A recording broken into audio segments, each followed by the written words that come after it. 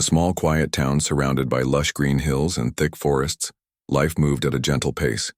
The streets were lined with cozy cottages, and the air carried the faint scent of blooming flowers during springtime.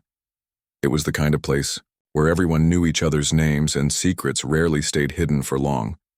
Yet amidst this tight-knit community, there lived a woman named Clara Bennett, who seemed like an enigma. Clara was in her mid-30s, with soft brown eyes that often gazed into the distance as if lost in thought. She had arrived in the town about 2 years ago, renting a modest cottage on the outskirts of the village. To most people, she appeared to be just another resident trying to blend in. She worked part-time at the local florist shop, arranging bouquets with care and precision. Her hands moved deftly among the petals, creating beautiful arrangements that customers adored. On weekends, she volunteered at the community center, helping organize events and assisting children with arts and crafts. Despite her warmth, Clara kept to herself, rarely sharing details about her past or personal life. The townsfolk admired her kindness but couldn't help but wonder about the mystery surrounding her. Where did she come from? Why did she choose their sleepy little town over bigger cities? Some speculated that she might have been running away from something or someone, but no one dared to ask directly. Clara's demeanor was polite yet guarded, making it clear that she preferred to keep certain parts of her life private. What none of them realized, however, was that beneath Clara's unassuming exterior lay a remarkable story. Before settling in this tranquil town, she had once been Isabella Montclair, a name that resonated across Europe's grand opera houses. Isabella had graced stages in Vienna, Milan, and Paris, earning standing ovations and critical acclaim wherever she performed. Her voice was described as heavenly, capable of stirring emotions deep within the soul. But fame came with its own set of challenges, and Isabella's rise to stardom was not without turmoil. Years earlier, Isabella had found herself entangled in a web of betrayal orchestrated by those she trusted most. A close friend had leaked private information to the press, tarnishing her reputation. Rumors spread like wildfire, painting her as difficult and temperamental when, in reality, she was simply exhausted from the relentless demands of her career. Heartbroken and disillusioned, Isabella made the difficult decision to step away from the spotlight entirely. She changed her name to Clara Bennett, left behind everything familiar, and sought refuge in anonymity. Now, living quietly in this charming town, Clara cherished the simplicity of her new life. She enjoyed walking through the forest trails early, in the morning, listening to birdsong instead of applause. At night, she would sit by her window sipping tea while watching the stars twinkle above. For the first time in years, she felt at peace. The scars of her past still lingered, but they no longer consumed her. Instead, she focused on finding joy in the little things, like the laughter of children at the community center or the satisfaction of crafting the perfect floral arrangement. One crisp autumn afternoon, as Clara arranged a bouquet of sunflowers and lavender at the florist shop, Mr. Thompson walked in. He was a middle-aged man with a mop of unruly gray hair and a perpetually cheerful expression. As the town's music teacher, he was known for his eccentric personality and boundless enthusiasm. His passion for music was infectious, though his organizational skills left much to be desired. Today, however, he seemed unusually excited. "Clara," he exclaimed, clapping his hands together. "I've got a favor to ask. You're always so helpful at the community center. I figured you'd be perfect for this." Clara looked up from her work, intrigued. "What is it, Mr. Thompson?" "Well," he began, fiddling with the buttons on his cardigan. "You know how we're hosting that fundraising concert for the school's arts program next month, right? We need volunteers to perform, and I thought maybe you could help out." Clara hesitated. She hadn't sung in public since leaving her old life behind, and the idea of performing, even casually, made her stomach churn. Still, she didn't want to disappoint Mr. Thompson, whose genuine excitement was hard to resist. "Sure," she said cautiously. "How can I help?" "Oh, wonderful," Mr. Thompson beamed. "We're putting together a medley of classical pieces, and I thought you could sing something simple. Just a short solo to break things up. Nothing too fancy, of course." Relieved that he wasn't asking for anything elaborate, Clara agreed. Little did she know Mr. Thompson already had something specific in mind, a piece far more challenging than he let on. As he thanked her profusely and hurried out of the shop, Clara returned to her flowers, unaware that this seemingly innocent request would soon change everything. That evening, as Clara prepared dinner in her cozy kitchen, her thoughts drifted back to the conversation with Mr. Thompson. Singing in front of an audience, even a small one, felt daunting. Memories of glittering chandeliers and packed auditoriums flashed before her eyes, bringing with them a mix of nostalgia and apprehension. She pushed the thoughts aside, reminding herself that this was just a small-town event. Surely, it wouldn't be anything like her previous life. Yet deep down, a tiny spark of curiosity ignited within her. What would it feel like to sing again?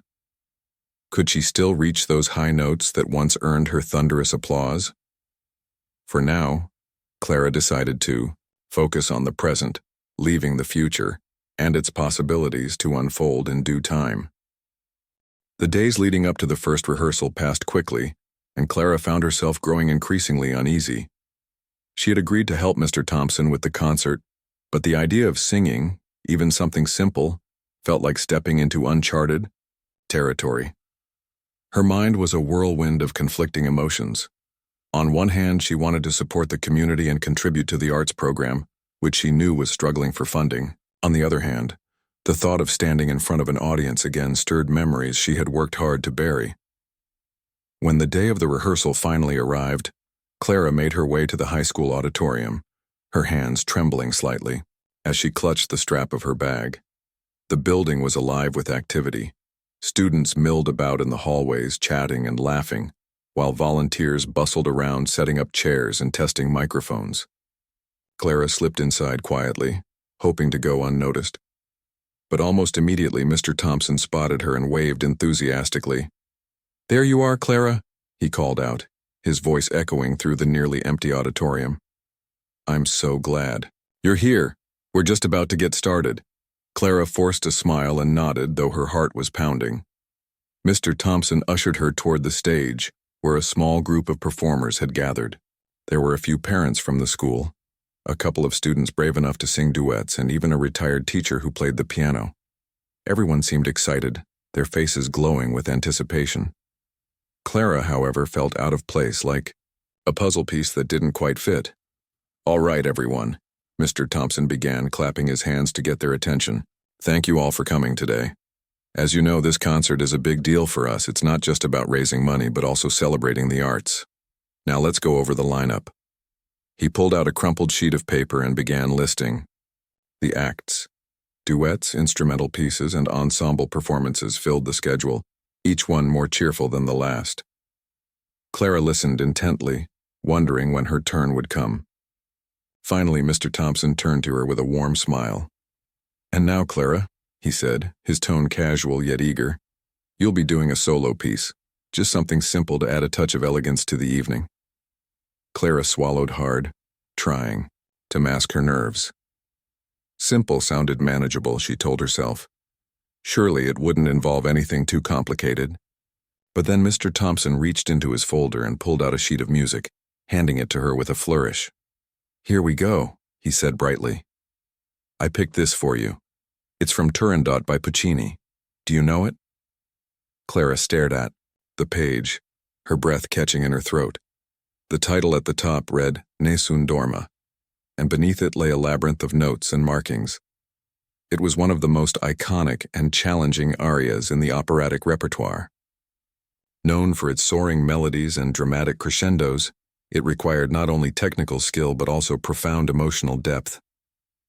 For a moment, Clara wondered if Mr. Thompson had mistaken her for someone else. Surely he couldn't expect her, a woman who hadn't sung publicly in years, to tackle such a monumental piece.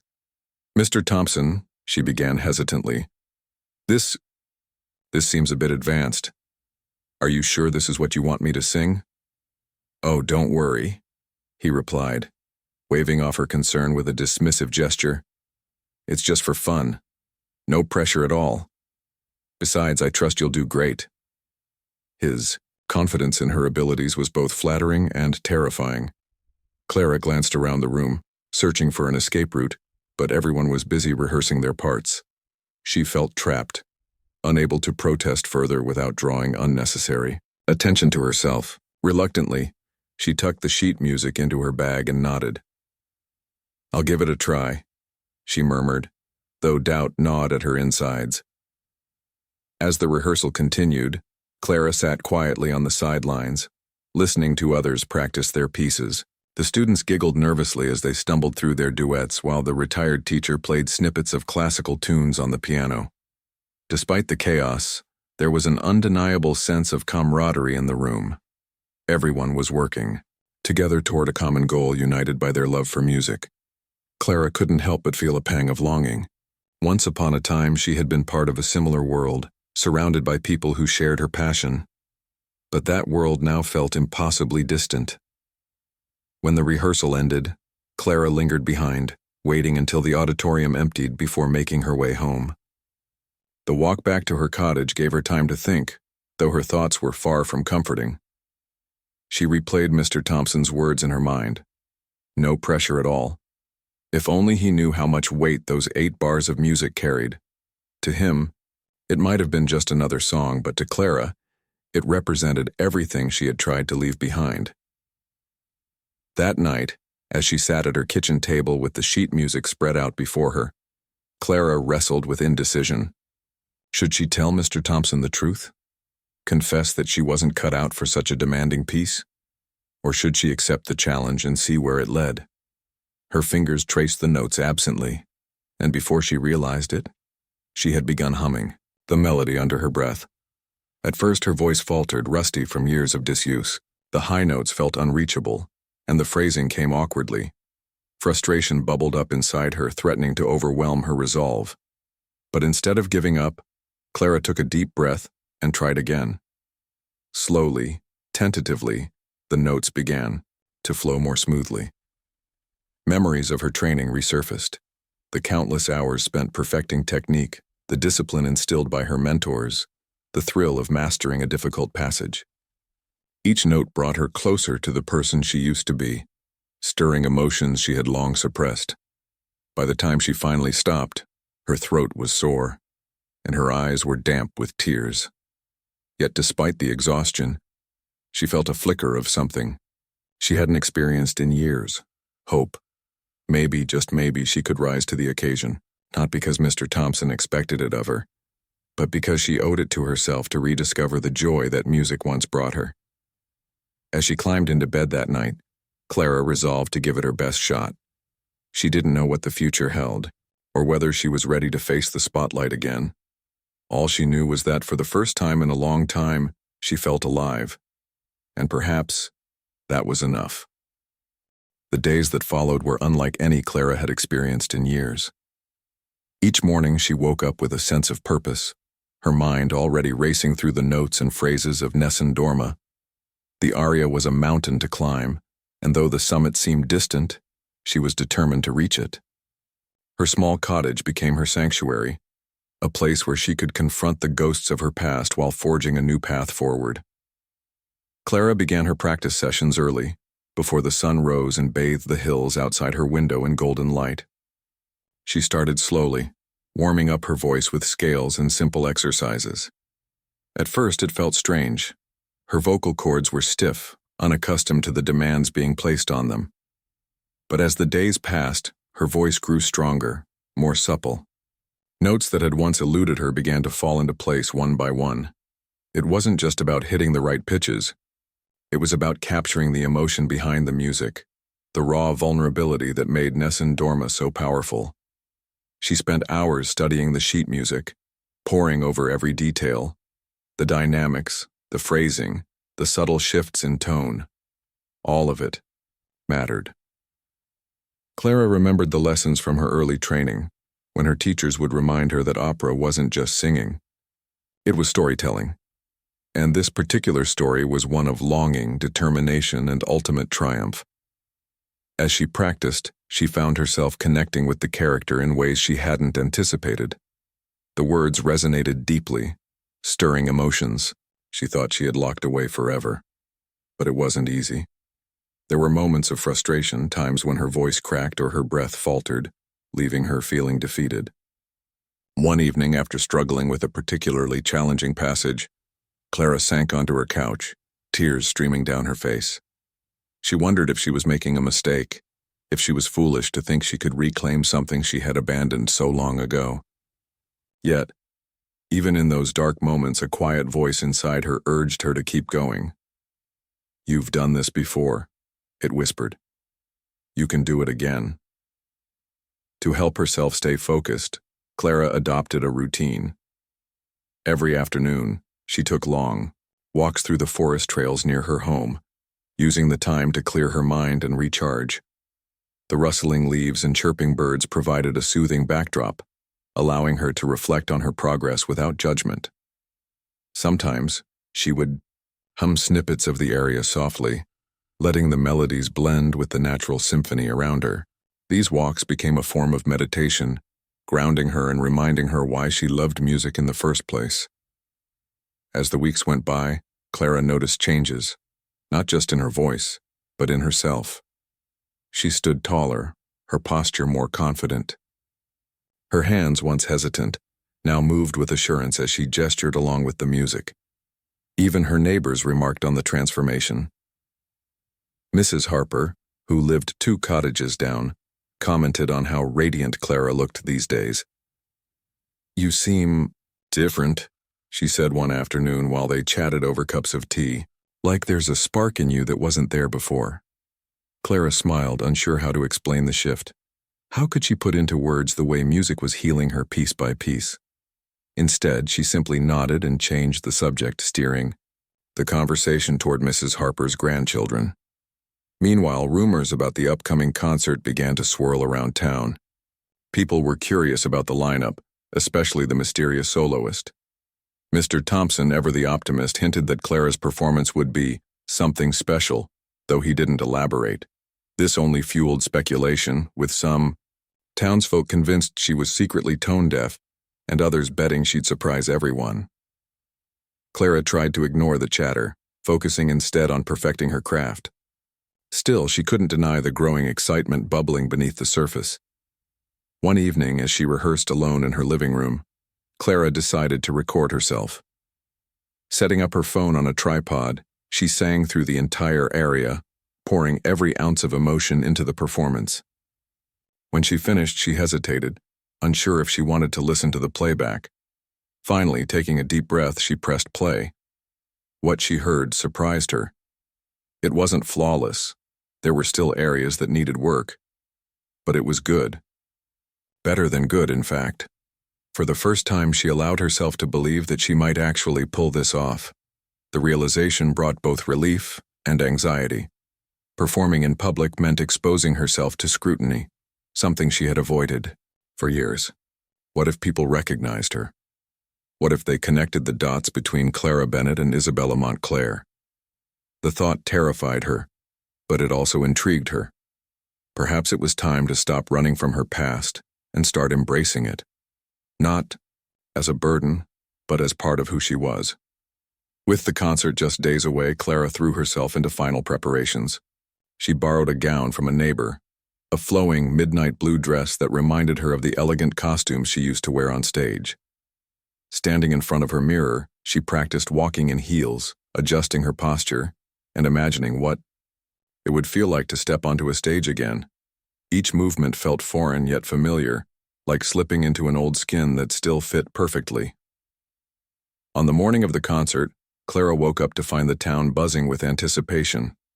Banners hung from lampposts advertising the event, and volunteers scurried about putting the finishing touches on the auditorium.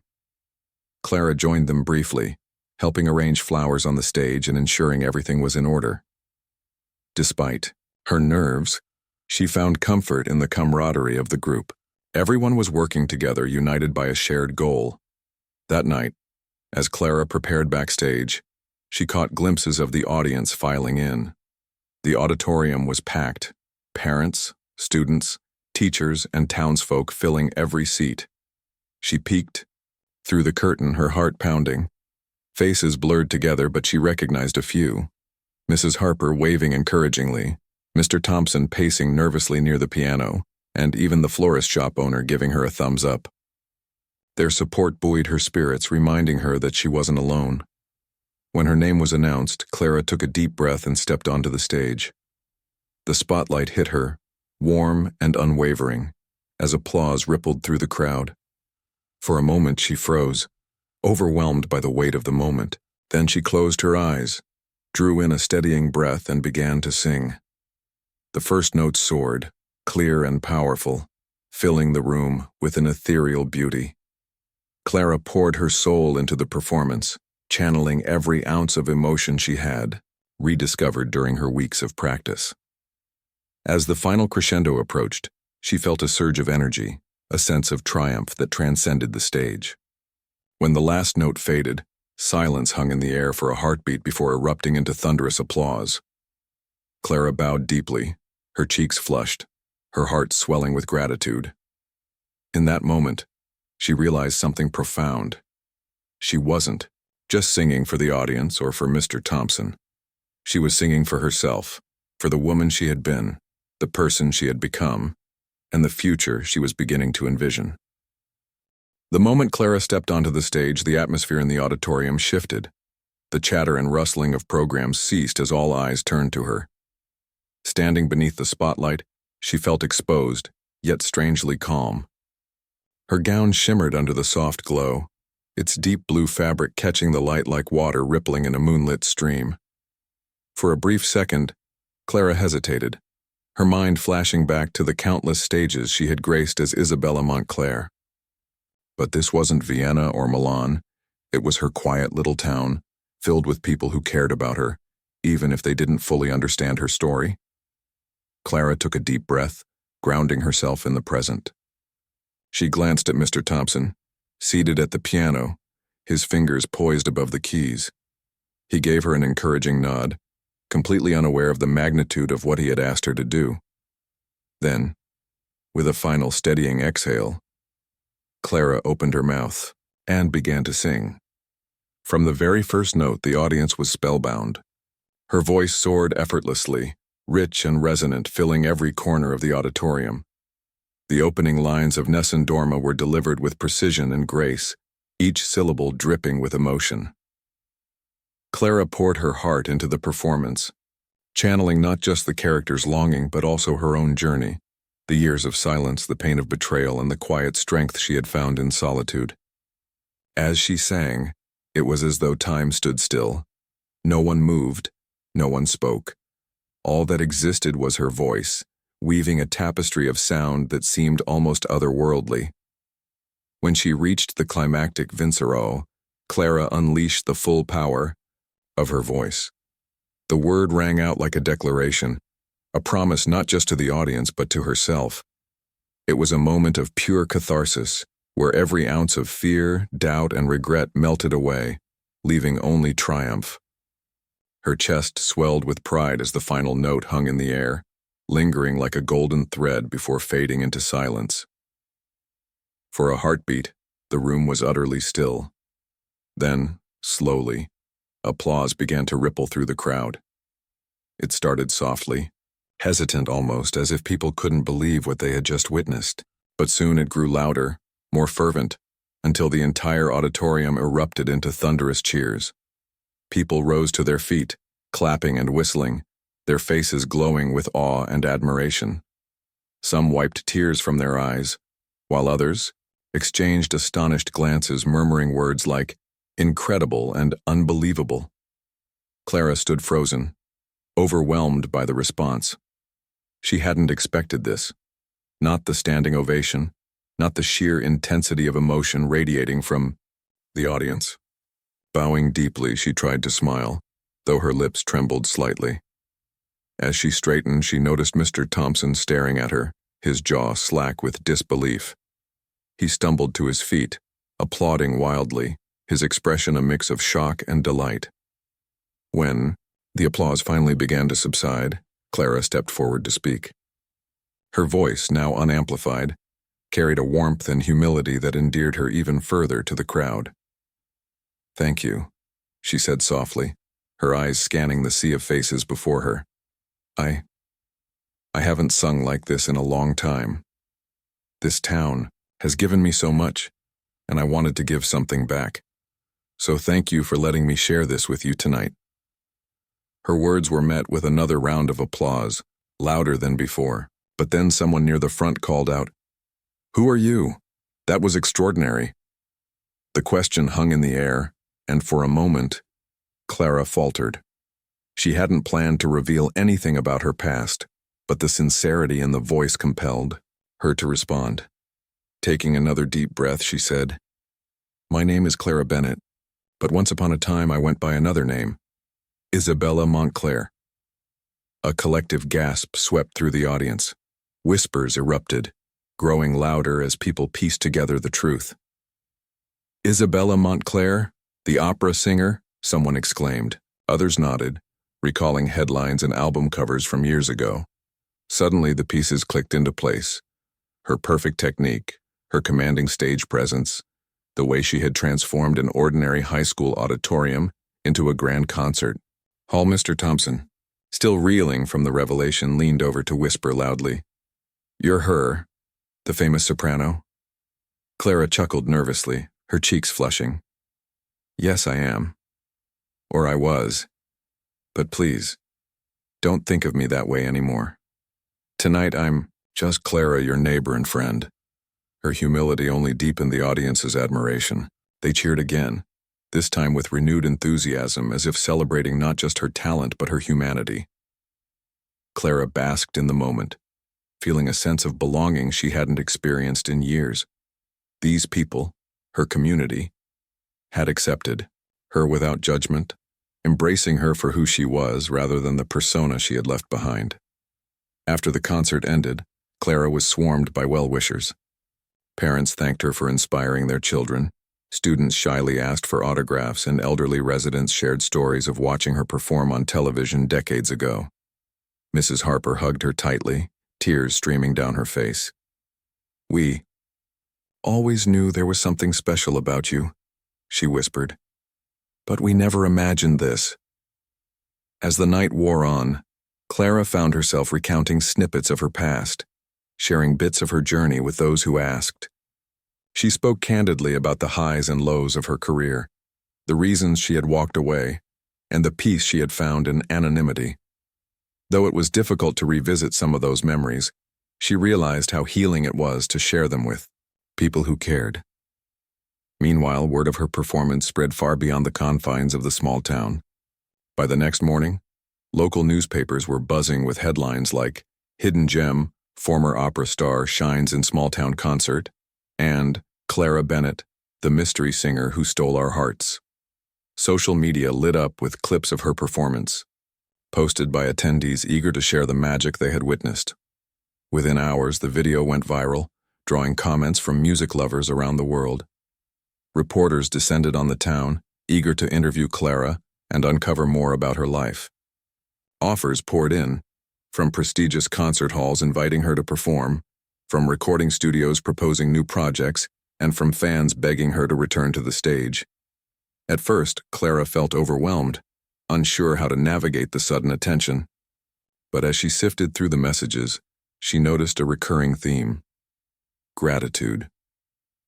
People weren't just praising her talent, they were thanking her for reminding them of the beauty and power of music. Amidst the chaos, Clara sought solace in her daily routines. She continued working at the florist shop, finding comfort in the simplicity of arranging bouquets. She took long walks in the forest, listening to birdsong and reflecting on the whirlwind of events. And she spent time with her neighbors, who rallied around her with unwavering support. Their kindness reinforced what she already knew: that fame and recognition were fleeting, but connection and community were enduring. One afternoon, as she sat on her porch sipping tea, Clara received a call from a renowned conductor she had worked with years ago. His voice was warm and familiar as he congratulated her on her performance. "We've missed you, Isabella," he said. "The stage isn't the same without you." Clara hesitated, her mind racing. She had spent years running from the world, she once inhabited, fearing it would consume her again. But now she realized she didn't have to choose between her old life and her new one. Perhaps there was a way to blend the two, to use her gift not for personal glory but to inspire others. "Thank you," she replied after a pause. "Let me think about it." Hanging up the phone, Clara gazed out at the hills bathed in golden sunlight. For the first time in years, she felt hopeful. Not because of the offers pouring in, but because she finally understood who she was. She wasn't just Isabella Montclair, the celebrated opera star, nor was she simply Clara Bennett, the quiet florist. She was both, and neither. She was a woman who had faced loss and found strength, who had rediscovered her passion and learned to embrace it on her own terms. And as she sat there, surrounded by the tranquility of her little town, Clara smiled. Whatever the future held, she knew she was ready to face it, not as someone hiding in the shadows, but as someone stepping boldly into the light. In the weeks following the concert, Clara's life transformed in ways she could never have anticipated. The small-town woman who had once blended seamlessly into the background was now the center of attention, not just locally, but across the country. News outlets wrote glowing articles about her unexpected return to music, calling her performance a triumph of artistry and resilience. Social media buzzed with admiration, as clips of her singing Nessun Dorma were shared millions of times. Offers poured in from every direction, invitations to perform at prestigious venues, requests for interviews, and proposals for collaborations with renowned musicians. At first, Clara felt overwhelmed by the sudden spotlight. Her quiet routine, once so predictable and comforting, was disrupted by phone calls, emails, and reporters knocking on her door. She retreated to her cottage, seeking refuge in the familiar rhythms of her daily life. Arranging bouquets at the florist shop became a form of meditation, allowing her to focus on something tangible amidst the whirlwind. Yet even as she tried to maintain normalcy, she couldn't ignore the impact her performance had made. People weren't just praising her voice. They were moved by her story, a tale of loss, reinvention, and rediscovery. It was this connection that ultimately gave Clara the courage to consider stepping back into the world she had left behind. One evening, as she sat by her kitchen table surrounded by letters and messages from fans, Clara reflected on what truly mattered to her.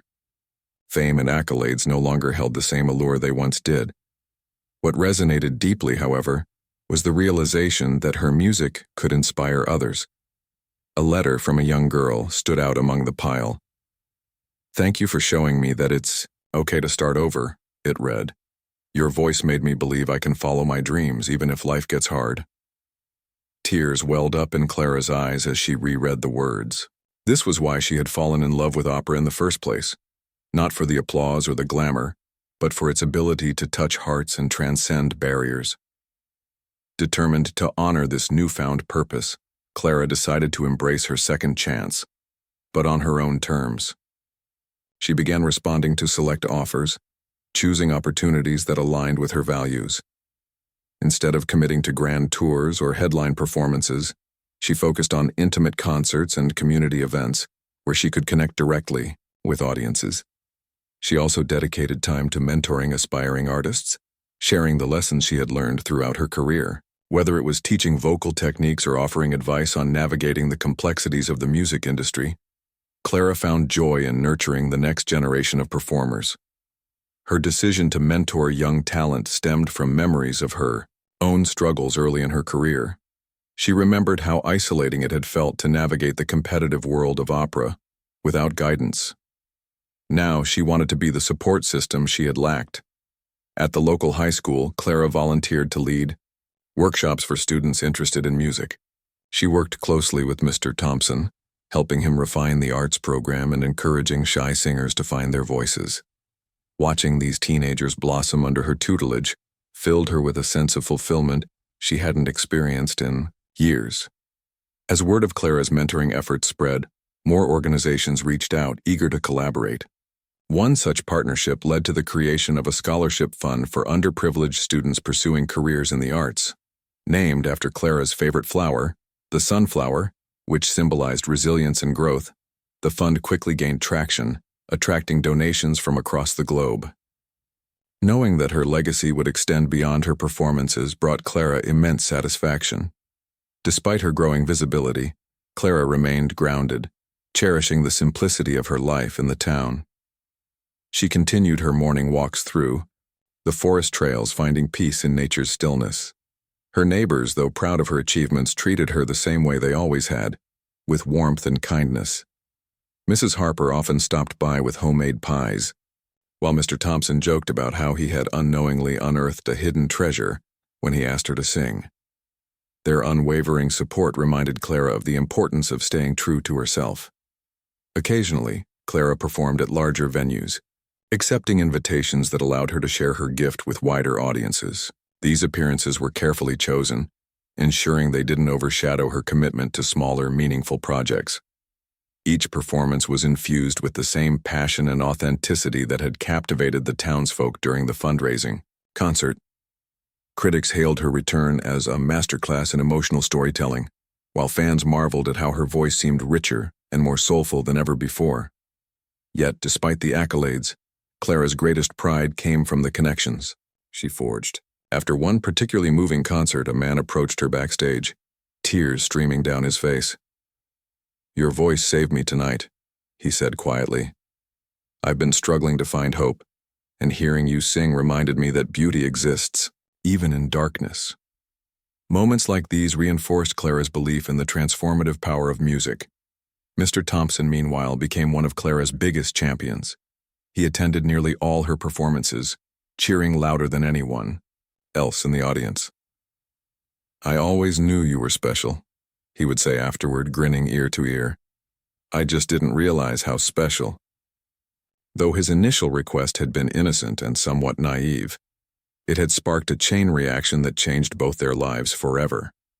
For Clara, it was a reminder of how serendipitous moments could lead to profound transformations. As months turned into years, Clara settled into a rhythm that balanced her past and present. She continued performing, mentoring, and advocating for the arts, using her platform to uplift others. Her journey served as a testament to the idea that life is not defined by singular peaks or valleys, but by the choices we make along the way. By embracing her identity as both Isabella Montclair and Clara Bennett, she found harmony between two worlds that had once seemed irreconcilable. On quiet evenings, Clara would sit by her window, gazing at the stars twinkling above the hills. She thought about how far she had come, from the glittering stages of Europe to the cozy corners of her adopted hometown. While her path had been unpredictable, it had taught her invaluable lessons about resilience, humility, and the enduring power of music. And though she no longer sought the limelight, she knew her voice would continue to resonate, not just in concert halls, but in the hearts of those she touched.